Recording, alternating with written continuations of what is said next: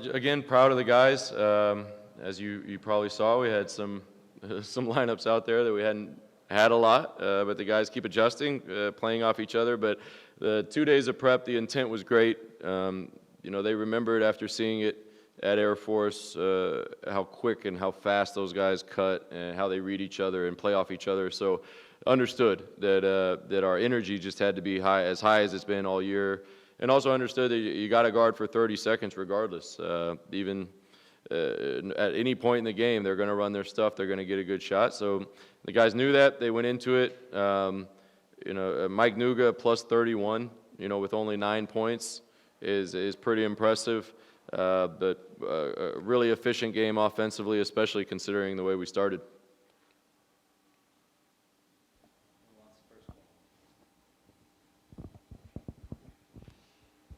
I think you're up 14 at halftime, and you come out and you hold them scoreless for the first 5 minutes or so, and you really break the game open. Was there any emphasis at halftime of coming out the start of the second half defensively, or what you wanted to do sort of at that spot?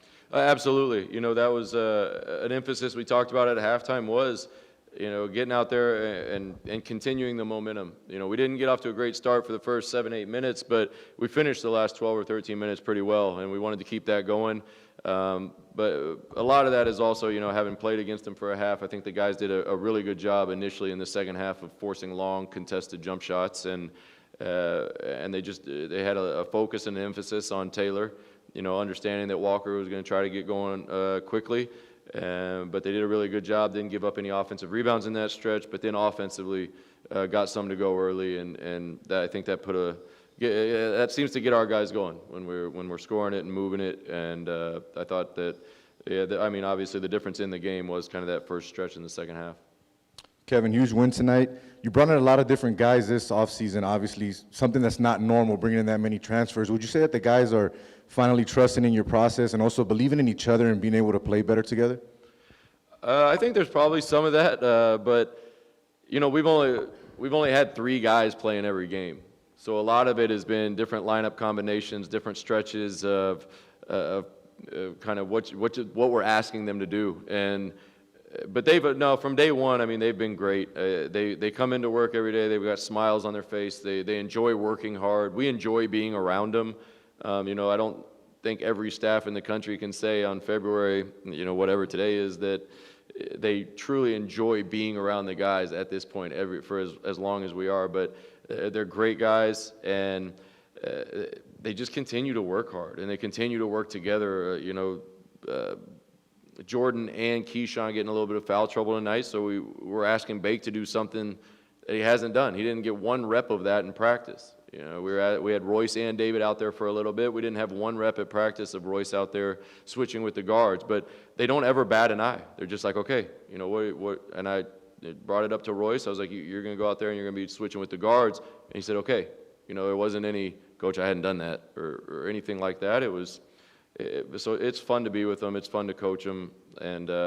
But I still think, I've said it for a long time now, that they just continue to get better. And it's fun being a part of that process with them, because I still think we're getting better and we can still get better. Coach, I thought Josh was amazing tonight. With Jordan and Keyshawn getting into foul trouble and him stepping up, I saw with about 8.5 minutes left, Bryce had the ball. You yelled out there for him to do something, to run something. Justin hits the shot, you guys go up. Isn't it refreshing to know that in that situation you got 2 reserves step up and make a play that kind of opens the game up? And then a few minutes later, Josh hit the 3 as well. Can you elaborate on his play and what he meant in those 2 guys in that type of a situation? Yeah, kind of already touched on it a little bit, but Bake's one of those guys that, again, didn't bat an eye. Told him to handle it. He hadn't gotten any reps at that specific position and what we were trying to do specifically against Air Force, but he went out there and was kind of doing it on the fly a little bit. But that was a huge turning point in the game. And when Jordan ends up with 10 assists, but he gets in foul trouble, so you're not really sure what direction it's going to go. Keyshawn was in foul trouble, guys that get the majority of reps at that spot. But Bake also had a huge impact on the game. We ran into some screens early on, and we were getting stuck a little bit, and they were getting a little cleaner looks than we wanted to get. But if you go back and watch it, there was some plays where Bake slides through a screen or he trails a screen, he's got his hand up. So the look's not as clean, or they're not even able to get the shot off. So I think as much as he did offensively, his impact was definitely greater defensively. But he's a smart player. He understands that. He understands what the offensive guy's trying to do, so he kind of uses that to try to disrupt their rhythm. But I thought he did a great job. He passed it where it needed to go. He spaced it how he needed to go, and it was great to see him step up there and knock down that shot because he hasn't gotten a lot of game reps in the last 3 weeks or so since he had that concussion. So Bake's a guy you root for. So anytime something goes well for Bake, you get it pretty excited for him. Coach, you shot, your slash line was 52, 58, and 94%. The Warriors would love that. We would love it every night too. To see that, did you sense it was coming? And what can that do for a team, just seeing the ball go in the hole like that? Well, definitely not early. We're a little nervous early, a little anxious, but I thought they just did a really good job of keeping us lifted and kind of turned our offense just got a little slow and it got a little hesitant. But yeah, once the flow started to get better, once the cuts started to get had a little more purpose, it started to feel good. It was fun to watch because they were sharing it. They were passing and cutting. I mean, 20 assists on 26 made field goals. It might be our best percentage of the year. And then, yeah, I mean, 15 to 16 from the line. Like you say, I think anybody would take it. But I thought the guys just did a really good job of making good, strong plays for each other. And that's one of those things going forward that we can continue to build on. But it just all goes back to what we harp on about making a play for a teammate. And they've clearly taken that approach for when you got 20 assists in a game. And simple question to respond to a team that you lost to by beating them by 34. I mean, is that satisfying as a program? Every win, we like we talked about from the day the first game of the year against Gardner-Webb, we're going to celebrate every win all the same. Because again, this group, as we talked about, with a whole bunch of new guys coming from different places, different experiences, we were going to celebrate every single win. But yeah, I mean, anytime you can come back and beat somebody that beat you earlier in the year, it feels good. Just because it shows that the guys were really locked in. They had a good intent and they remembered what had happened. But again, the last 2 days that we had of prep, we knew as a staff that they'd be ready. And without question, even though we got off to a little bit of a slow start, they were ready. I don't think we gave up one back cut tonight, which is not a lot of people can say that against Air Force. The last time you guys played Air Force, I know you said you don't look at it as second unit versus first unit or anything, but your bench got outscored 28-4. Tonight you get contributions from everyone. How big is that for you guys moving forward? Well, it's huge. I mean, just balanced scoring, efficient is the word we like to use with the guys, regardless of lineups or what have you. But it was something we talked about. Even going into the Colorado State game, we kind of had a little bit of a. We didn't know exactly 2 days before who was playing. And you could tell the guys came together and it became a beat Colorado State by any measure. And this had a similar feel like that because we had a couple game time decision guys. But you could tell that the guys went in, they were ready. I mean, every single person that stepped out there tonight was ready. And every single one of them had an impact on the game. Definitely. Air Force started 3 of 6 from three-point range, and then those last 10 minutes, 0 of 7. What did you guys see in your perimeter defense switch around that 10-minute mark? I thought the looks just weren't as clean. I thought the guys did a much better job adjusting and making those looks contested, getting through screens better. I thought the first couple ones, I thought we ran into screens, and anytime you do that against guys like Walker and Taylor, they're going to make shots. But about that midpoint in the first half, I thought the guys did a really good job of getting through screens, getting around screens, getting hand up, so the looks weren't as clean, disrupting their timing and their rhythm a little bit, and I thought that really changed them offensively and kind of turned the tide for us defensively to start forcing contested shots and able to run out. So game one, you were -1 rebounding. Tonight, you were plus 22. What was the difference? I think a lot of it was just longer, more contested shots because what Air Force can do to you when they get a couple back cuts or they get a couple post points, you can start to hug your guy a little bit and start to be a little too close, and And I thought up there at Air Force, they did a really good job of recognizing when they weren't boxed out. There was a couple times where only one or two of them went, and they'd still get it. But I thought tonight the guys did a really good job of forcing those long contested shots and then turning to make sure their guy didn't go.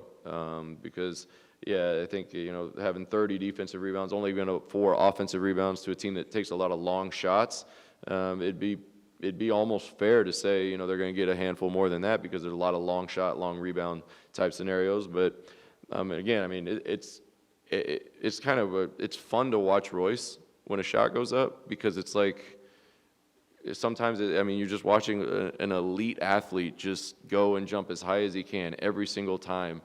And it just, other guys on both teams are still standing.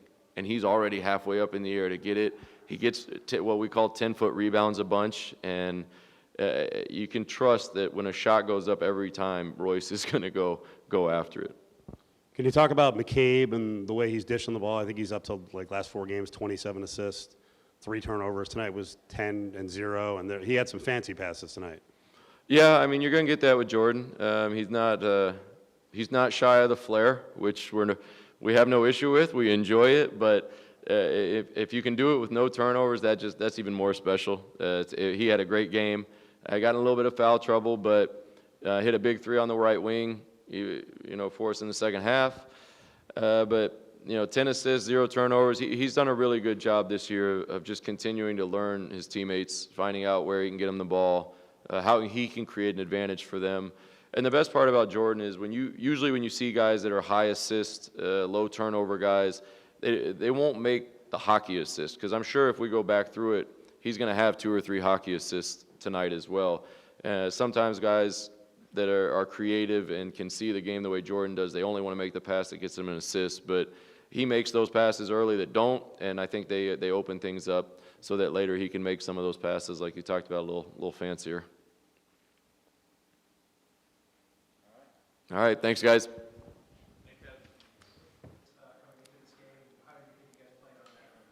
I think we did a much better job than we did the first time playing them up in Air Force. I think the defensive prep, I know for me, was just be in conscious help the time. I think last time when we played them up there, the back cuts and the back doors kind of hurt us a lot, and just slipping the screens and stuff like that. So for me, my job was just kind of stay in the lane, kind of muck it up, and let those guards just chase it and just have their back.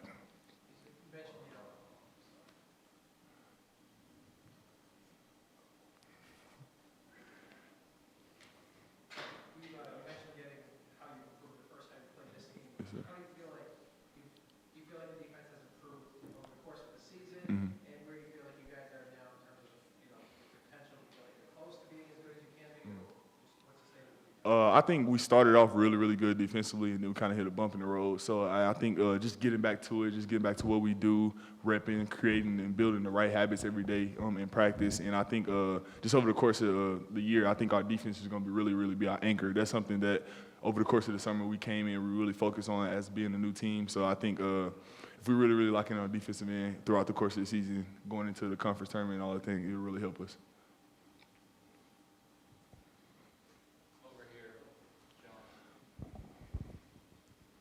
Royce, that's the greatest margin of victory in a conference game this year. Yes, sir. You don't often beat a team by 34 points. Mm-hmm. How satisfying is that?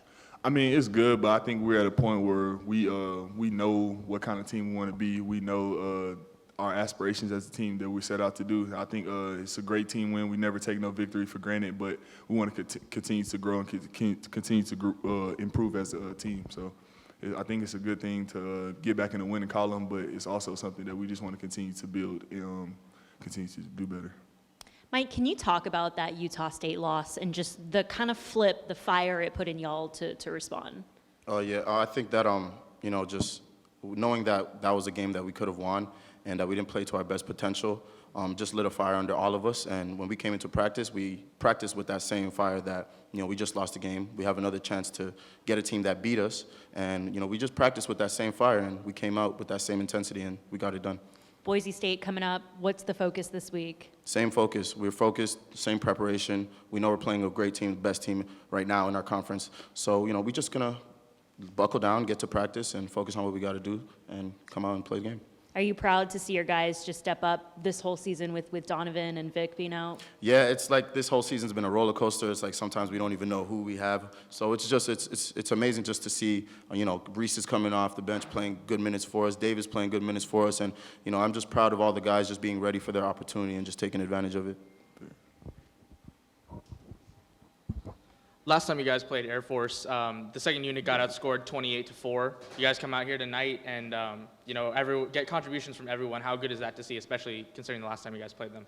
I think it's great because we all confident. The confidence of each player on the team is rising, and I believe that when they beat us, it stung. We still felt it even in the warm-ups today, and that hunger is just what's gonna drive us for the rest of the season, and we're gonna accomplish what we want to accomplish. Mike, y'all shot almost 60% from three tonight. Were you guys scheming open looks, or is it just guys hitting their shots? What goes into a night like tonight? Our guys are in the gym. Everyone's in the gym, and we could shoot like this. Some guys have had a rough shooting year, but everyone could shoot.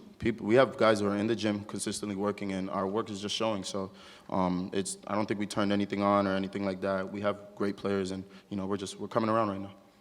Royce, you guys obviously were shorthanded tonight without Donovan, without Vic, especially on that forward line. How important is it to get a win like this tonight? It's very important. Like I said, going into playing Boise next, getting back in the winning column was very, very important as a team. I think we just, like you said, we prepared the right way, went into doing all the things that helped us, that goes into winning, building the right habits, and I think we got the result we wanted. Got Boise coming up, obviously hot team in the tournament, the Mountain West right now. What do you guys do so this game doesn't get too excited and you guys don't lose focus on what's at hand coming up? I think just stick to what we do. I think this is a new group, but we at the point of the season and point of the year where we're starting to learn each other. We know a little bit more about each other. We know each other's techniques. We know each other's habits. So like I said, just continue to just do what we do day in and day out. Listen to the coach, follow the plan, follow the scheme, lock in on film, and just continue to just be us. I feel like in big games or big opponents, you don't want to get outside yourself. Stick to your characteristics, stick to what you do well, and stick to what you do to help the team win. So we do those things, everything else take care of itself.